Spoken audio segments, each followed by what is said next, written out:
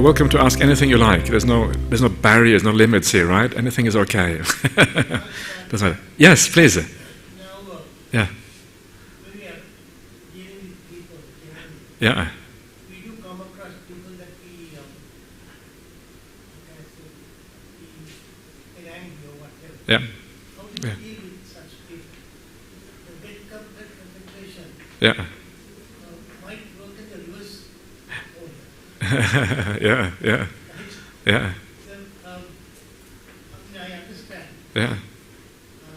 It can work really well. Yeah. The concentration, but when you are dealing with a person that you don't like to be with, Yeah. it happens in our life. Sure. How Yeah. do you deal with the person? Okay, how do you deal with people who you find difficult and make you anger and irritate and all those kind of things? Yeah, I think that's a very important point, and it's something that affects us everywhere, everywhere, every aspect of life. And of course, it also affects you as a monk as well. This is part of life, really. And there's many replies to that. But the reply I gave this morning in this morning's talk is that the best way is to understand that people just are the way they are, not because they want to be difficult, right?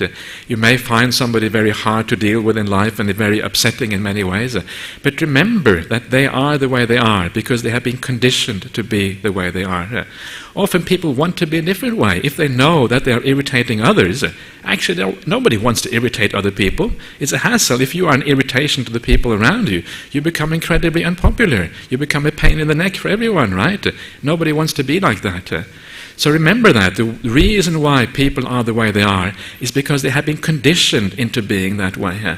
It's all about cause and conditions in the past, creating the personality that you have now. And even if they want to be kind, they can't help themselves but to do the wrong things. Even if, and I'm sure all companies have the kind of troublemakers, right, in the company who kind of make things difficult. This is what I've heard anyway. There's always somebody who's difficult. Remember, they are the way they are because they have been conditioned into being what they are.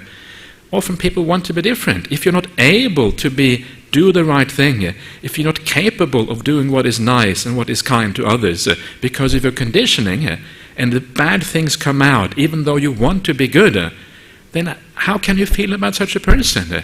You have to have compassion for them, right? They're not able to actually live up to their own standards because the conditioning in them is so strong. So this is how to deal with people, and this is how to think about them. Remind yourself that this person is the way they are, not because they want to annoy you or want to annoy anybody else. It is just the nature has actually arrived in this way over a long period of time. And of course, I recognize that in business life it is often difficult. How do you? I mean, if you have a staff, and obviously you want people to be able to work together, you have all these responsibilities to make things work.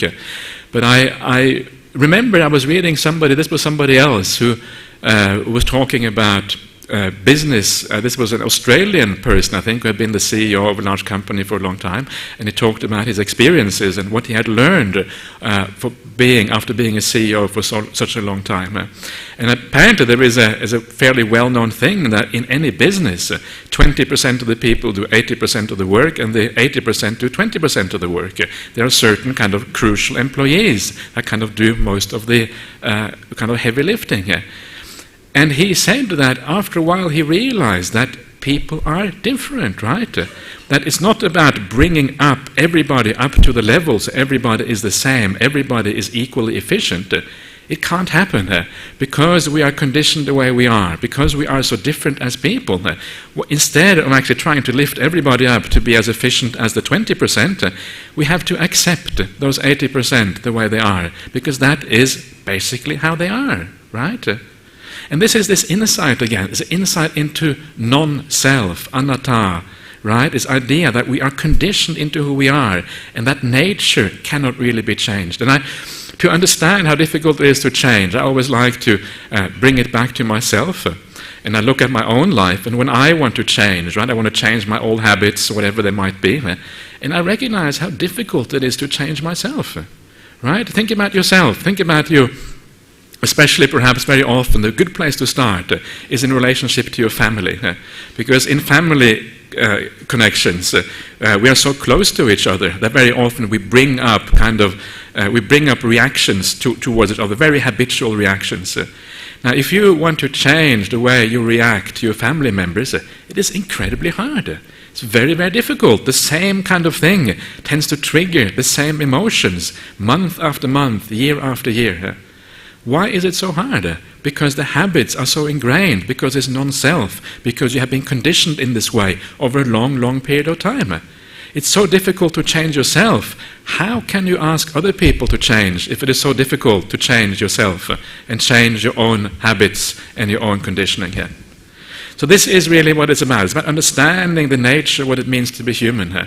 And once you understand the nature of what it is to be human, then you can start to forgive and let go and not get so angry with them.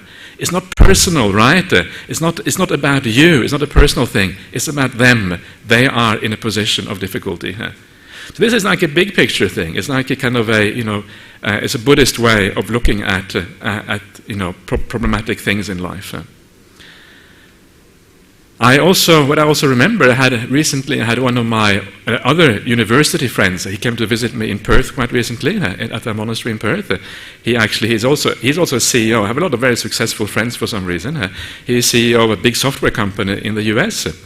And he said that one of the ways of dealing with difficult people is that people are always complaining about things, right? This is part of life, whether you are in business or wherever you are. One of the ways that he had been taught to deal with difficulties and deal with difficult people is you get everybody to write down the difficulties, right? So everybody write down a difficulty. This is all anonymous, and nobody knows what is who is saying what. Otherwise, nobody's going to say anything if it is not anonymous. So everybody writes down the difficulties. And then you make a long list of all the difficulties that all the employees in the company have mentioned. You make a long list, and then you pass it around the office staff, right? And everybody makes a tick to the particular difficulty that they agree with, right? Everybody makes a tick. And then there are certain things on that long list that get lots of ticks. And then there are other things that only get 1 or 2 ticks. And what he said that was interesting about this list is that many of those things that got lots of ticks on them, they were very simple things to do. People were saying, there's not enough coffee in the office, right? There is not, whatever it is, very, very simple things that can be fixed up. So he said that the great thing about that, you can make a lot of people a lot happier because you understand the big grievances that are actually happening in the office. And this is a beautiful way of kind of giving a bit of support to the employees, right? They understand that you care. And this idea of caring is so important in the family, in the corporate world, whatever it is. If your employees feel that you are caring for them, they're going to listen to you. They're going to be much more effective in their job. If they feel that you don't care, they're not going to care back, basically. So you fix up all those things that have many things. And often, he said, they are so simple to fix up. You don't have to do very much. But the other interesting thing about this list is that every company has, I'm sure, habitual complainers, people who are always griping about things, saying this is no good, right? This is just, life is like that, always people who are negative about things. They see, for the first time, people tend to think, this is my problem, everybody has the same problem. But they see that thing that they were complaining about, right, only gets 1 tick, and that's their tick. Nobody else is complaining about that. So it causes those people who have all these gripes all the time to self-reflect and to understand that maybe I shouldn't be going around complaining so much as I did before. They see themselves in a different perspective, right? So he said he was very happy with that technique. He said it solved many problems in the office at the same time. This is just one example, and there's many, many things you can do. This is one example of how you can kind of deal with difficult issues.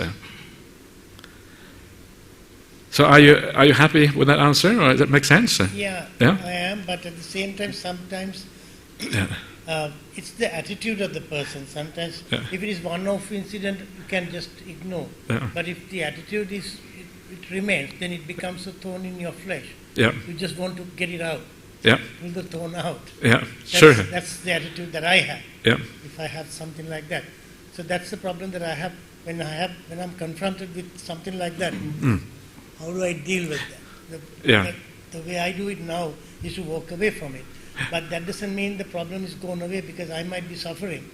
Just like the lady who committed suicide. Not that I'm going to commit suicide over the incident, but the thing is that I might be having that in me, and sort of, I may be stressful for a time until the next problem comes. Yeah, sure. Sure. There's no final solution to these things, right? The only final solution is becoming a monk. That's the final solution. Everything else is temporary. No, but you're right. But the thing to do is remember that this is their habit. This is the way they are. They're not going to change, right? Remember that. Don't think they're going to change. One of the reasons you get upset is because you want the person to be different. The person won't be different. This is the thing this is kind of what you have to understand. This is the person. This is how they are. They're always going to be difficult. And once you understand that this is their personality, this is how they are. They can't change. Even if they want to change, they can't. Then you can start to accept. The problem starts to be reduced. It is your desire for change. That is the biggest problem. It's difficult to do, right? But actually, if you do this again and again and again, it actually makes a difference. So anyway, that's okay.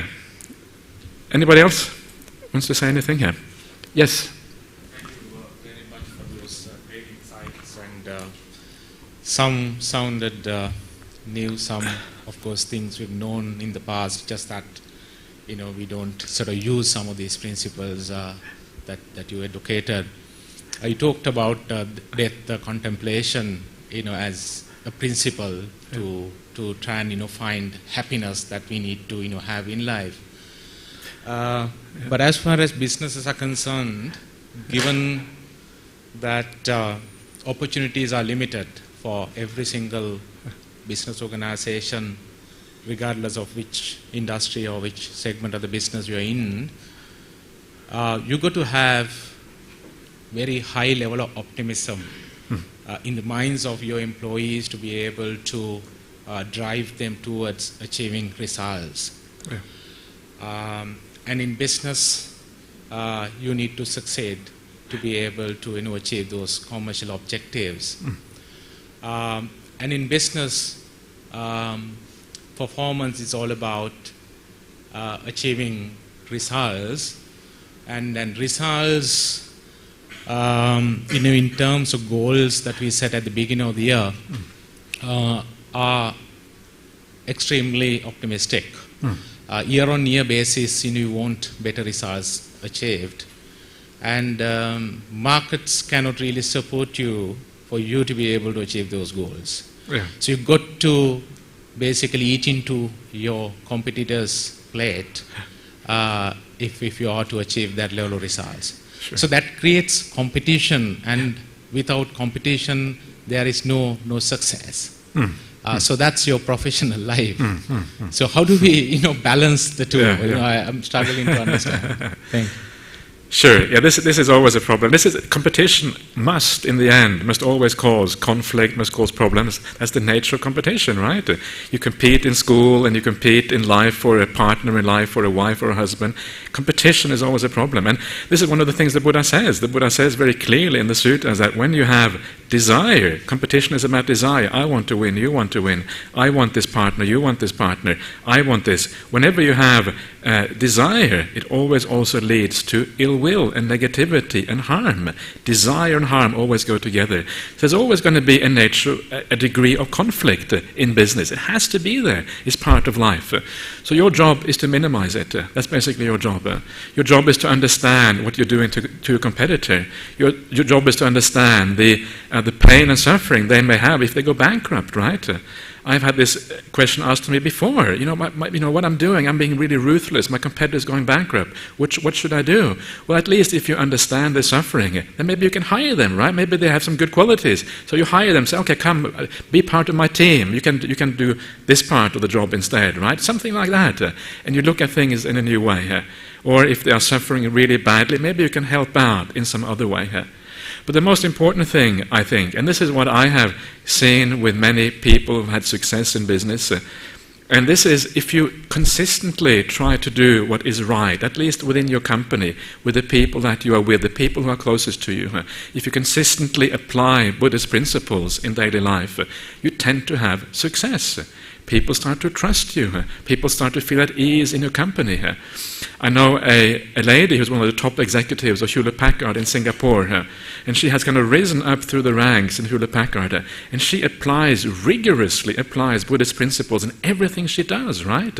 Towards her customers, towards her employees, towards her superiors, towards the people on equal footing. I don't know what she does with the competitors, but that's what she does, and she rigorously applies that. And because people feel they can trust her, people feel at ease in her company and all these things, she kind of rises to the top. And what I have seen in my life is that those people who win, winning is all relative, but those people who go the highest in the corporate world are not the people who are the most ruthless. The most ruthless are the people who get distrusted. Nobody trusts you after a while. Nobody wants to deal with you because you're too ruthless, right? The people who have the most success are the people who aren't really all that interested in advancement, right? You're not a threat to anybody. You're just kind. You're just a good person. But because people see those good qualities in you, and because nobody is afraid of you, you just drift to the top all by yourself. You're drifting on your abilities and on your morality, on your sila, rather than on the basis of your being ruthless or whatever in competition. So you're right, and I think that is perhaps the price you have to pay in business. Yes, there is going to be that problem out there with competitors. There's always going to be competition. Be kind, be good wherever you can, and sometimes people are going to be hurt. See if there's anything you can do to help alleviate their situation as well, if you get there, whatever that might be. But I think that is probably a price you have to pay. That's how the capitalist economy works, right? This is the whole underpinning of society. There's probably some price there that you have to pay in the end. So I don't know if there is any final answer to that one. I think it's just the nature of how our society works. Yeah. There are commitments. We have family. There are people who rely on our support. So if we look at our bigger picture, that's almost a selfish way of looking at ourselves. And maybe in a way letting down all those people who are, because by detaching yourself, you detach from those people who love you. So how do you reconcile that? Okay, so the thing about any kind of spiritual teaching, any kind of spiritual act, any kind of spiritual way of thinking or way of leading your life, if it is really something which is Buddhist or spiritual or good, it is always good both for yourself and for the other person. If you do something which actually turns out to be selfish, it is probably the wrong thing to do. This is the paradox of this thing. The real selfish act, the real act which leads to a better life for yourself, is not actually selfish. Anything you do which feels selfish is already not really selfish, because it's not going to lead to your happiness in the long run. So the acts that actually are the right ones are the ones that are good for you and also good for your family, that are good for you and also for your employees. It's good for everybody. If you are generous, it's good for the person you're generous towards. It's also good for yourself, because you feel good about it afterwards. If you're kind to somebody, it's good for the person you're kind towards. It's also good for you, because you feel good about your kindness. If you do a bit of meditation, it's good for you because you feel more peaceful, and it's good for others because you have more time for them afterwards. So it is not like that. There is no distinction here. There is no distinction either me or the other. It's always both. If you do the right thing, it's always both. And this thing about detachment, you don't have to worry about detachment so much, because this is a very, very slow process. You can't just choose to be more detached. Detachment or attachment is a state of mind. And as long as you have a sense of self, as long as you have a sense of being somebody in this world, you're going to have attachment. You cannot choose not to have attachment. The way that attachment decreases and detachment becomes more powerful is just through doing the right thing. If you do what is right and you live the good life, then detachment tends to happen by itself, gradually, as a matter of course. Whether you want to or not, a little bit of detachment happens. When you are more detached, you actually improve your ability to do what is right, both for yourself and for others. If you have a strong attachment to somebody, it means that you have a vested interest. Not in the other person, but you have a vested interest in how they behave, so that you can feel happy about it, right? If you are attached to your child and your child becomes a drug addict, you will feel ashamed. You don't want to tell your neighbors. You feel bad about it. The reason is because you are attached, not because you love the child, but it's because of your self-interest. You have a vested interest in how the child behaves, right? If you are detached, it means you have less vested interest. When you have less vested interest, your mind is more clear and you can make better decisions about what is in the true best interest of your child or what is not. Right? So sometimes these things are these things are actually very complicated. There are no simple answers there. But detachment is usually a very positive thing here. It doesn't mean being cold-hearted. It doesn't mean rejecting other people. It means having less vested interest in how that people is and how they behave. And then you can see what is truly beneficial for them and also what is truly beneficial for you. And the two should always go together. That makes sense? Am I making sense? Yeah? You sure? Yeah? Okay. Good. We spend a lot of time in meetings, in companies, and a lot of decisions are made in meetings. Yes. How do you set a tone so that people have clarity and people are calm when these decisions are made? Because they tend to affect a lot of people. So people may not, have that sense of clarity when they come for meetings. How can one create that atmosphere that people are mindful and clear? Okay. Yes, that is that's an interesting point, and I suspect that one of the most important things is to have a good feeling in the room, right? A feeling that people feel relaxed and they feel at ease. That is one of the most important things, and I guess this is one of the things that is your responsibility as a leader. If somebody is a leader, it is your responsibility to set the tone in the room, that there is a friendly tone, a feeling that people can relax. If people are relaxed, they make better decisions than if they are tense and feel kind of, things are difficult. And you can also do a couple of minutes of meditation, right? Say, okay, everybody close your eyes, take a few deep breaths, right? Relax, and just let things be. And then feel which decision feels right to you at that particular point. This is one way you can do that. Right? And then you allow people that little bit of extra space in a sense where the right decision can kind of rise up from inside.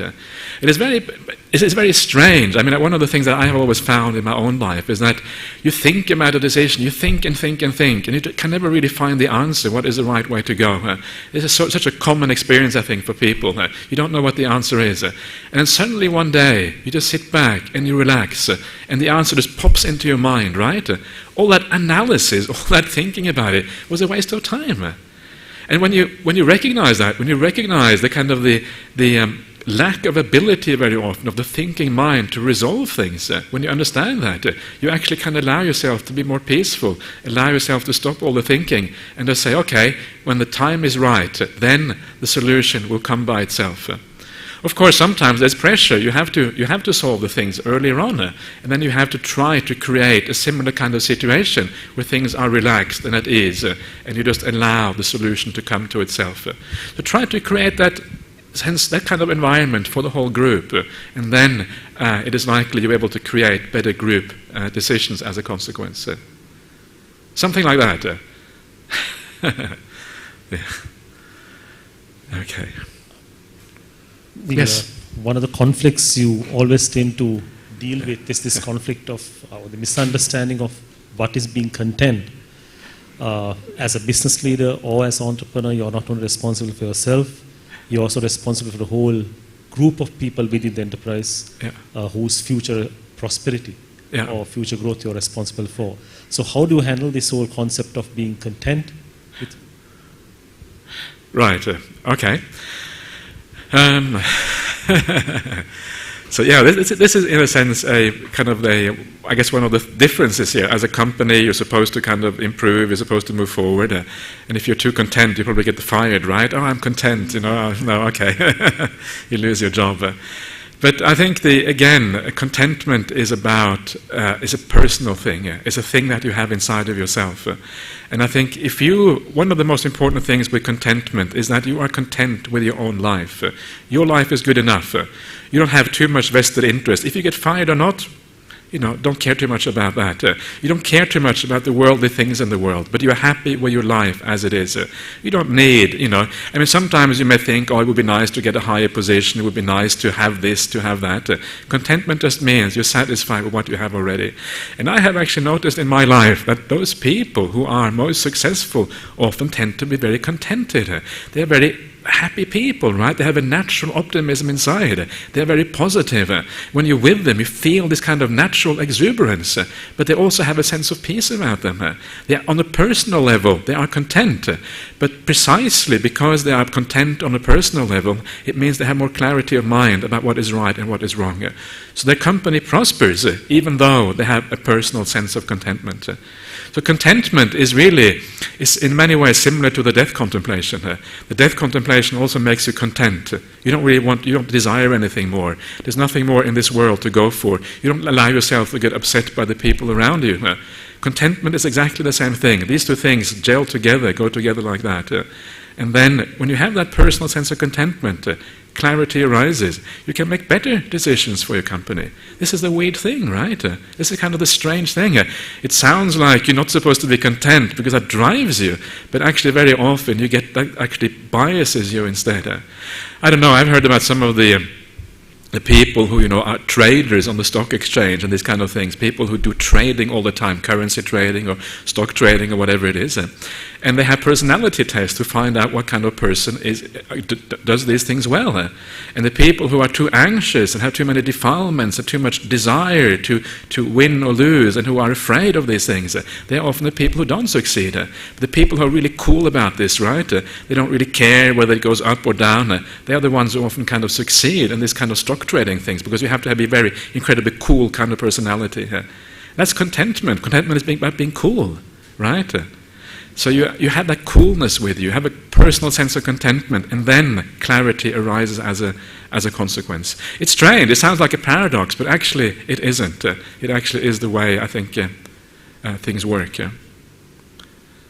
I have always found that the people who are... one example is it's actually another friend of mine. He is a Buddhist in Norway. And they have recently purchased some land in Norway to start a Buddhist monastery over there. And he is the one who finances this whole Buddhist monastery. It's a kind of 100 acres, right? They want to build a nice monastery, and they have invited me a few times, but I haven't been interested. They're going to maybe find somebody else. But regardless of all that, he is the kind of person who he built up a company from nothing, from zero, to being a very big and successful company. And it was sold off to Reuters a few years ago for a large sum of money. And now he has all this money in his bank, and he wants to use it to build monasteries, right? And he's a Norwegian, not even, well, he's Buddhist now, I suppose, but he wasn't born as a Buddhist. And what a wonderful thing that is. And I remember he was asked in a newspaper interview, because it was obviously, when you have that much success, you tend to get interviewed by the newspapers. And this journalist asked him, well, you must be really pleased, right? You built this company all from scratch, and now you have made all this money. And he said, and his reply was, the money was just a side effect. Right? I wasn't interested in the money. I wasn't doing this for the money. The money was just a side effect. I did this because it was fun, because it was the right thing. I built up a company out of the sheer joy of doing what is right and what is good. The money is a side effect. I never cared about that. So he was the kind of person, and when you meet him, he's the kind of person who is naturally happy, naturally joyous, a contented kind of person, basically, and he is the one who had success. And that's what I often find in my experience in life. So, the paradoxes of existence. Yeah.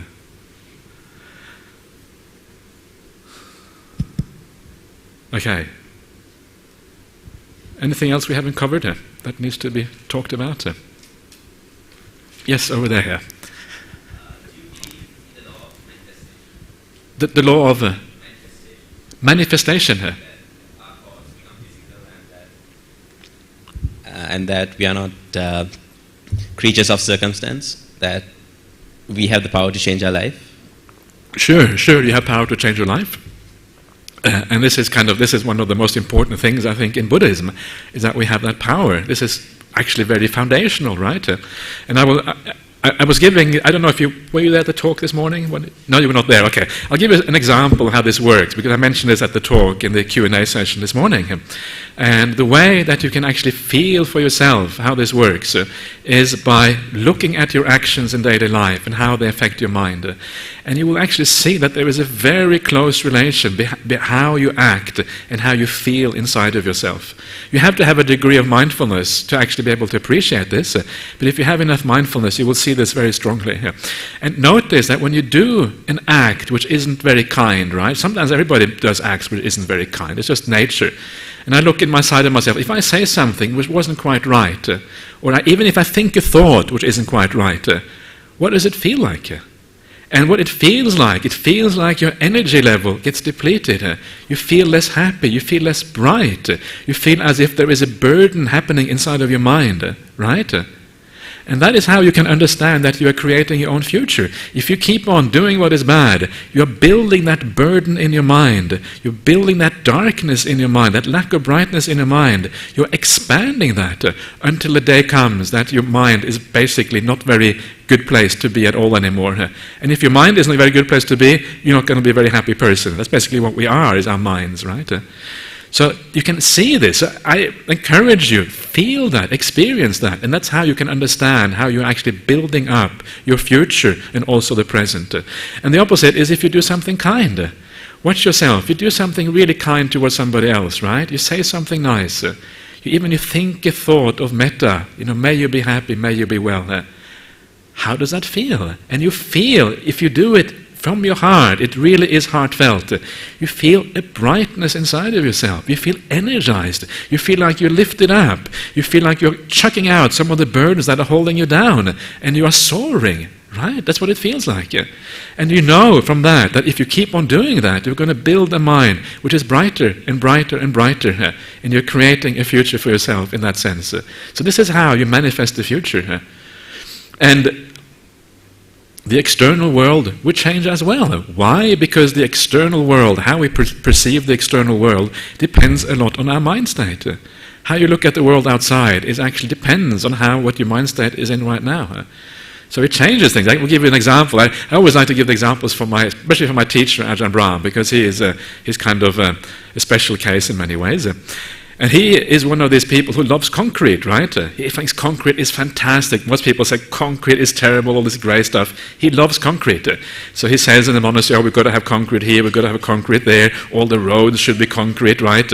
Everybody else says, no, please, no more concrete. We had enough of concrete. But he says, no, concrete is good, concrete is great. And I was always puzzled by this Ajahn Brahm's love affair for concrete. Until one day, he tells us the story from when he was a young monk. And when he was a young monk in Thailand under the Ajahn Chah, one of the great meditation teachers in Thailand in the last century, they had this meditation hall. And in the meditation hall, they had a concrete floor. And on this concrete floor, that's where they would do their walking meditation, right? Now, Ajahn Brahmali, he's famous for being an incredibly good meditator. So when he would do his walking meditation back and forth on this concrete floor, he would say the concrete floor was like this explosion in colors, right? Well, this incredibly beautiful thing.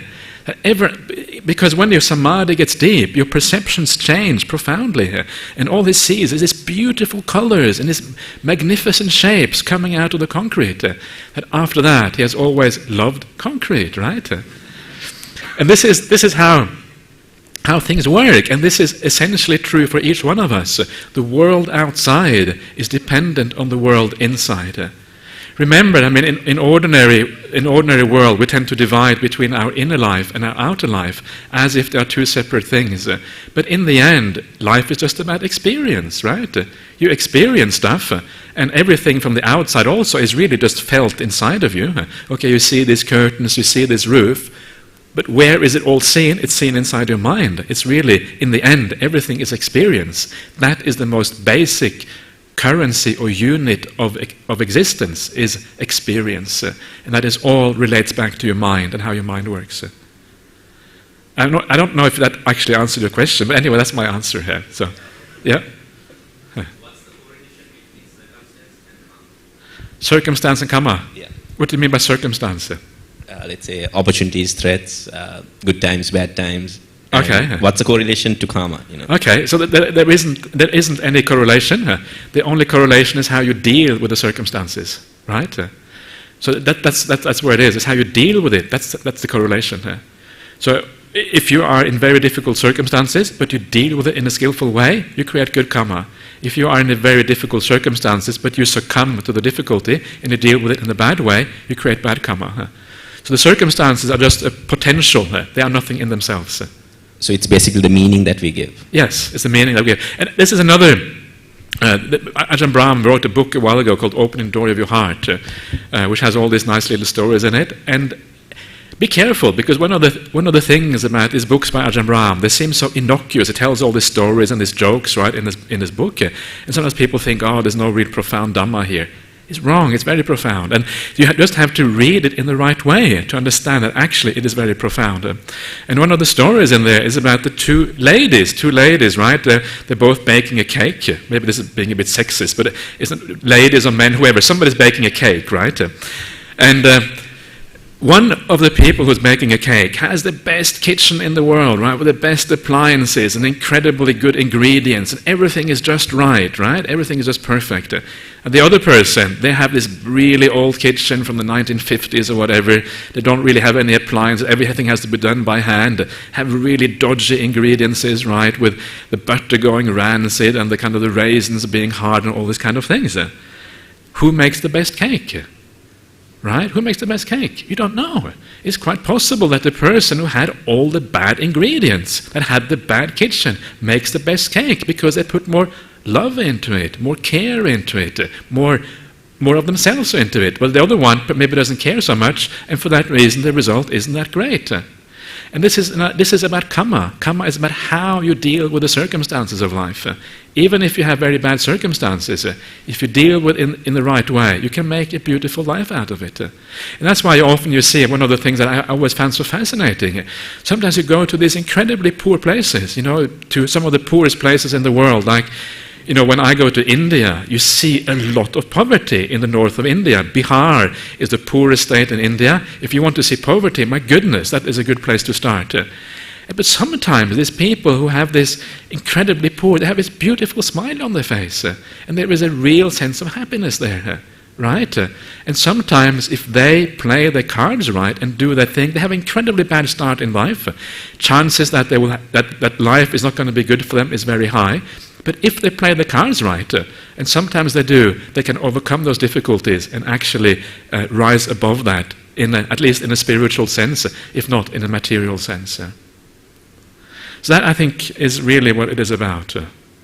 18 hours a day, okay. Not because of choice, because of the amount of people that come to see me. Now the issue is, because of this job that I have no social life. Yeah. Anywhere I go, I get a call, I go back to work. Anywhere I go, even in the country, about 2-3 months back, I went to Rinko, landed there, got a call, came back rushing. Yeah. So how do we, now my family says, you don't know how to say no. Okay, yeah. But you know that if you are there, you are Yeah. saving a life. Yeah. So how do you manage that? Okay. Well, you imagine that you're going to die tomorrow, right? Imagine you're going to die tomorrow. How would you act today if you knew you're going to die tomorrow? What would your choice be here? Would your choice be to spend a bit more time with your family? Or would your choice be to go and save the patient? Right? That is what you have to ask yourself. You have to find the balance in life. You can't save the whole world anyway, right? Even if you work 24 hours a day, you still wouldn't be able to save anybody. There's always limits. And sometimes you have to accept that there are limits. And once you accept that, you can remember your family. This is a choice that you have made, right? You have made a choice to marry somebody. You have kids, presumably. You have children. You have a wife. They need you, right? You're their father. You should be around for them a little bit. So remember, it's so important to find that balance. So if you're going to die tomorrow, what is the right balance today? That is this is one way of finding that solution. Because in ordinary life, things can get too hard to resolve. And I think that when you look the thing is that what you're doing is either way is a wonderful thing, right? I mean, you being a neurosurgeon, you're helping people, is wonderful. Being with your family is also wonderful. But just remember that you have responsibilities in both places, and that is why it is so important that you find a balance for that. And if you can find that kind of balance in your life, I think it will be more enriching, right? If you eventually one day comes and your kids say, "Dad, you weren't really a good dad, you were never there, you're always looking after everybody else, but not after us, right? You chose to have us, you're not looking after us."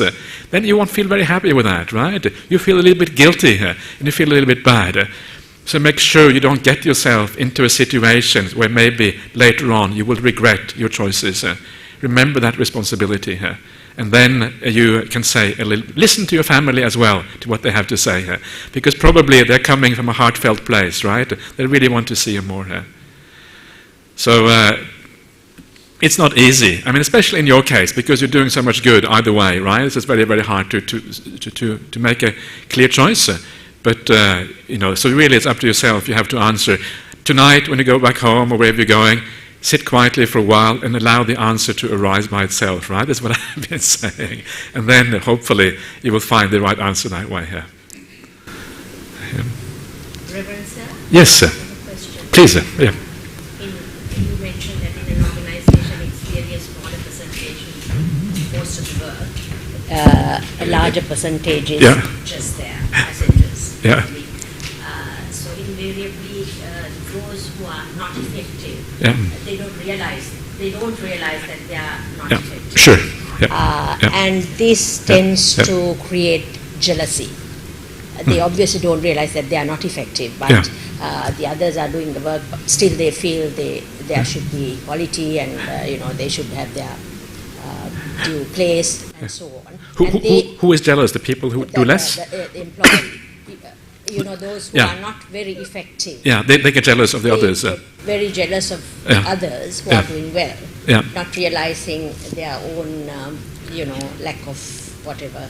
So how do you deal with such people who don't realize that their input is not that great? Okay.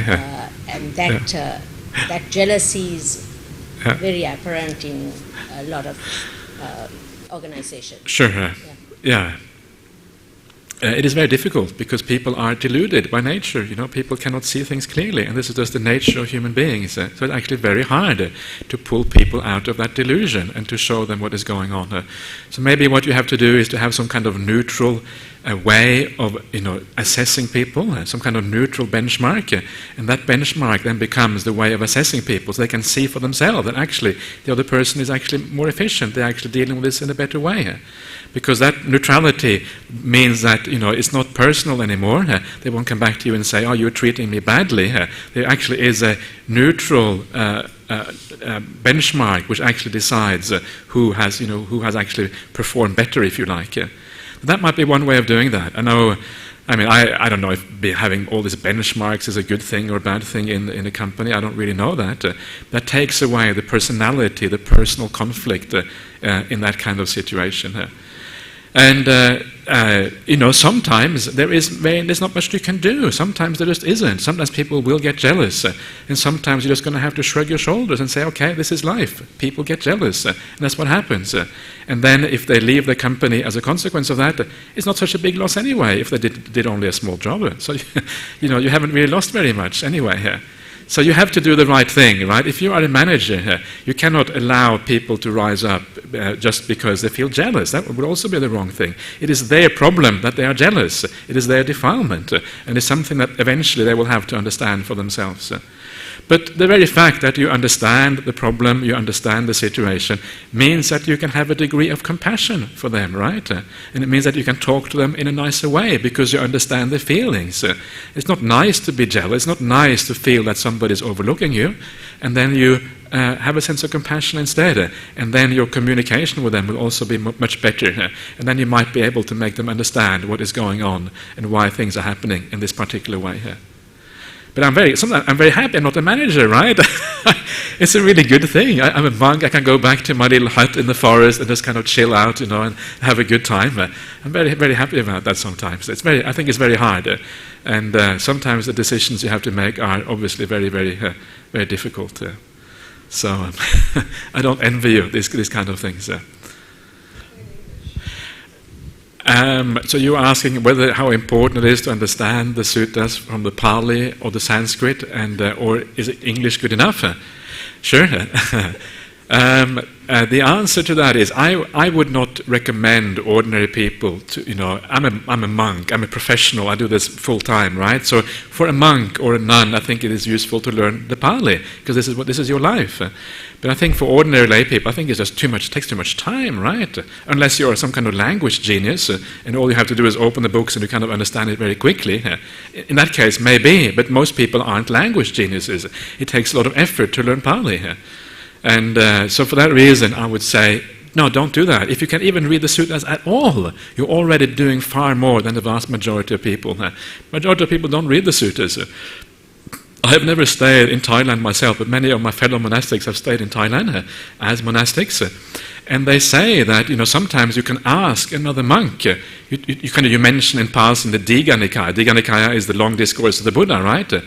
And they look at you with a blank look in their eyes. I've never heard of the Digha Nikaya before. They don't even know what it is.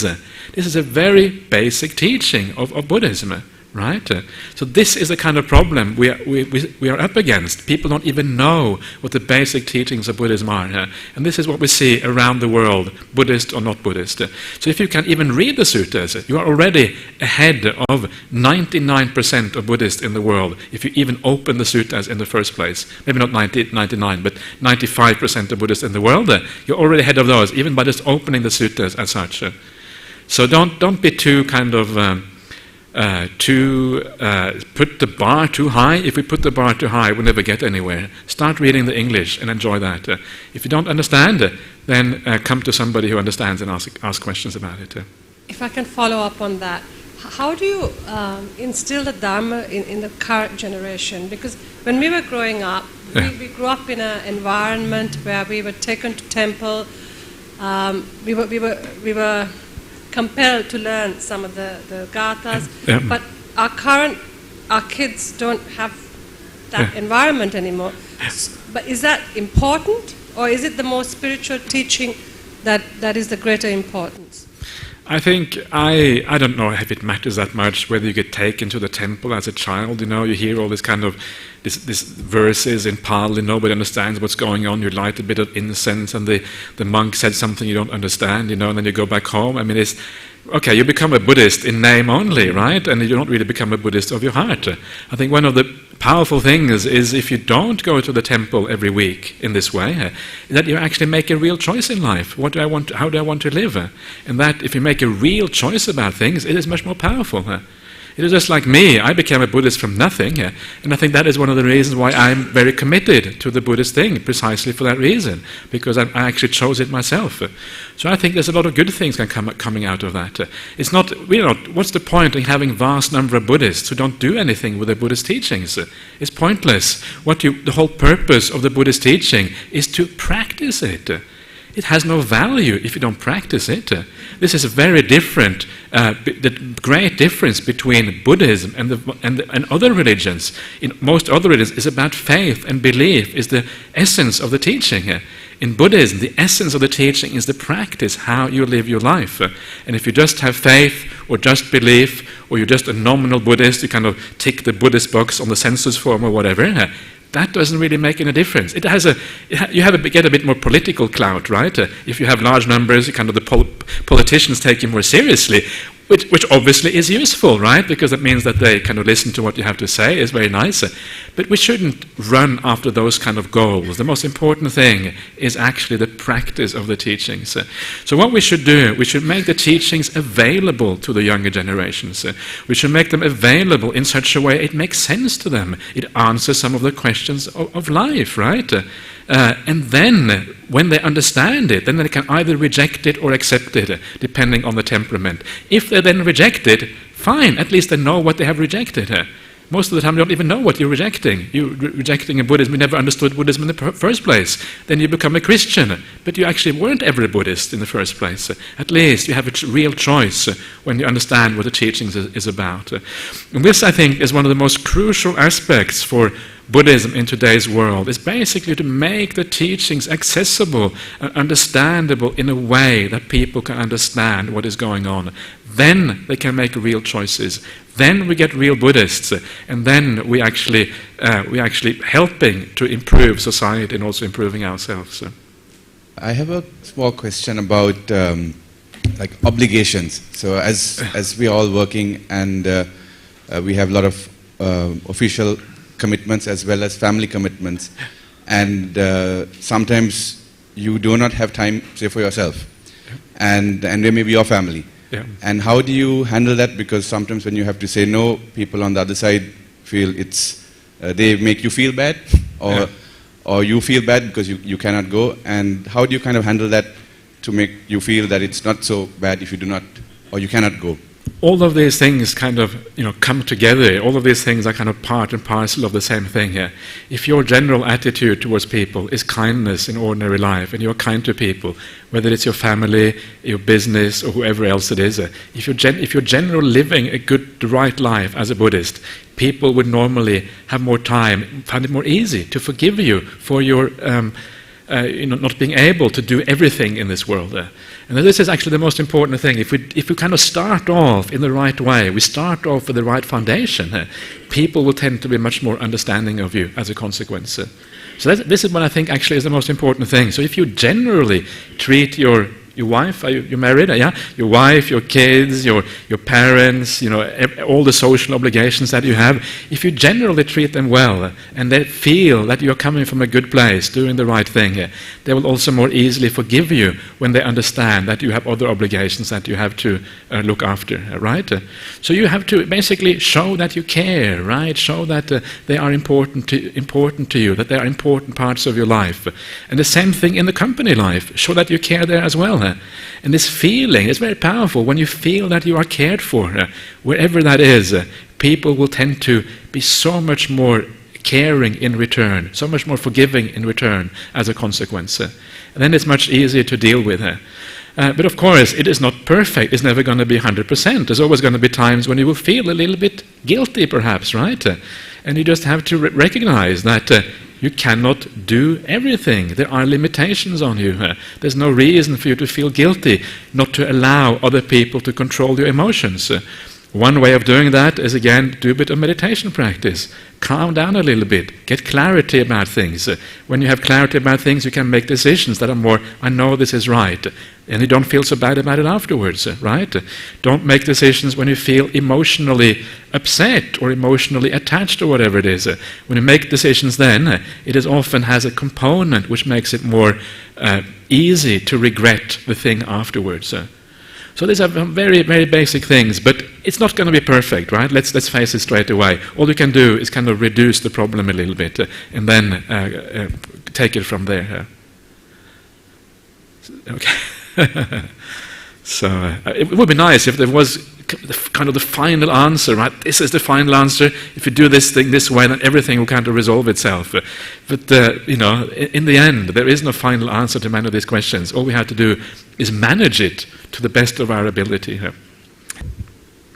Reverend Sir, having listened to you about compassion and clarity in all of what you've said about slowing down, if you take one of the most successful companies in the world, it was run by Stephen P. Jobs, who's no longer among us. Yes. Yeah. But if you read his biography, you talk about what a bad boss he was, what a bad husband he was, what a bad father he was. Yeah. But he's run the most successful company probably to date. Yeah. How do you explain that karmically? I mean, compassion and all of that is not in his vocabulary, but he continues to produce the most amazing numbers quarter after quarter. Yeah. Yes, That is interesting, right? And it shows you that there are so many factors coming together. Compassion often isn't enough. Compassion sometimes doesn't even work. There are so many things coming together that create success. And Steve Jobs was supposed to be a Buddhist as well, right? He was a bad example, right? Don't do what he did. He went the wrong way. So this is where what I was talking about before becomes so important. Remember the idea that this life is only a tiny sliver. It is about the much bigger picture that really matters. Now, I think what happened with Steve Jobs, he was probably completely obsessed about this life. He was an incredible perfectionist, right? He was famous for being just shouting at people, saying, this is not good enough, we have to get it better. And that is basically how he succeeded in business. Incredible perfectionism, incredible focus on this life, forgetting the bigger picture. And I think, obviously, if you are a person who have a lot of anger, a lot of problems, I think he also had a lot of wisdom. There's so many sides to Steve Jobs, right? So many kind of different sides to him. So if you... So does it mean that in his previous life he's done a lot of good? It has done a lot of good in a certain way, right? To become wealthy or whatever, possibly. But in another way, he hasn't done good, because he has obviously created a character which is a bit angry and irritated and difficult to deal with. So he has done a mixture of good and bad. And the goodness came out in his wealth, the badness came out in his character. What do you think is most important, to be incredibly wealthy or to feel happy about yourself? I have no doubt what I would choose. I want to feel good about myself. I want to feel happy. I see so many miserable rich people in the world. What's the point of being rich and miserable? It's much better to be kind of an ordinary person and actually feel happy in your heart. I find the more inspiring examples in the corporate world. I know that many people kind of idolize Steve Jobs, but I think you're right. He wasn't a very good example at all. But some of the people that I find very inspiring are people like, at least to some extent, I don't know the details, but people like Bill Gates, for example, or Warren Buffett. Warren Buffett is kind of the richest investor in America, the second richest man in the world or whatever. And the way they deal with their money, I find incredibly inspiring. Here they are.